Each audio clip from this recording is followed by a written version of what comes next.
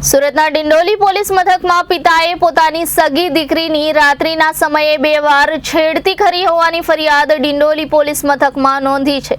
દીકરીની આપવીતી સાંભળીને પોલીસે તાત્કાલિક ફરિયાદ નોંધી આરોપી પિતાની ધરપકડ કરી હતી। સુરતના ડિંડોલી પોલીસ મથકમાં સ્કૂલના યુનિફોર્મમાં 15 વર્ષીય દીકરી આવી પહોંચી હતી। અહીં તેના પિતા રાત્રે સાથે સૂવા માટે દબાણ કરે છે અને છેડતી પણ કરે છે અને જો પોલીસ ફરિયાદ કરીશ તો મારી નાખીશની ધમકી આપે છે। સગીરાના શબ્દો સાંભળી પોલીસ ચોંકી ગઈ હતી। આથી પોલીસે પિતાએ પોતાની સગી દીકરીની રાત્રિના સમયે 2 વાર છેડતી કરી હોવાની ફરિયાદ ડિંડોલી પોલીસ મથકમાં નોંધી છે। દીકરીની આપવીતી સાંભળીને પોલીસે તાત્કાલિક ફરિયાદ નોંધી આરોપી પિતાની ધરપકડ કરી હતી। જો વિરોધ કરું તો પિતા ગુસ્સે થાય છે।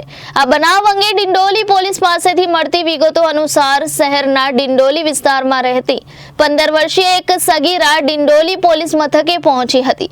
તેને શોધતા તેના પરિવારના સભ્યો પણ ડિંડોલી પોલીસ મથકે પહોંચ્યા હતા।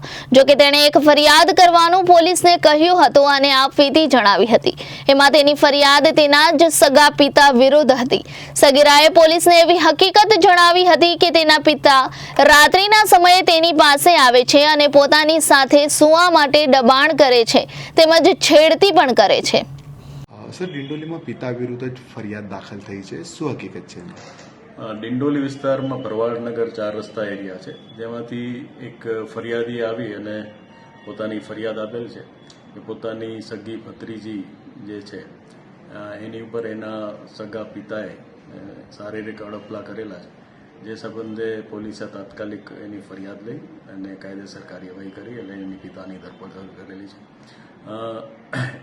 જ્યારે આ બાળા સાથે આવું કૃત્ય થયું ત્યારે એ પોતે જ પોલીસ સ્ટેશન પણ આવી ગયેલી હિંમત કરીને અને પોલીસ સ્ટેશને એની બીના જાણીને એના કુટુંબીજનોનો સંપર્ક કરેલો અને ત્યારબાદ એની ફરિયાદ લઈ અને જે એનો પિતા છે એને અટક કરી અને એને જેલમાં મોકલી આપેલ છે। આ જે છે બાળા છે એની સાથે એની માતા હાલ એના વતન ગયેલી હોય ને એનો ગેરલાભ લઈ અને પિતાએ આ કૃત્ય કરેલું હોય એવું તપાસમાં ખુલવા પામેલ છે। સર, બાળા કઈ રીતના ડિપ્રેશનમાં હતી અને કઈ રીતે હિંમત કરી કે યુનિફોર્મ સાથે પોલીસ સ્ટેશન પહોંચી ગયેલી?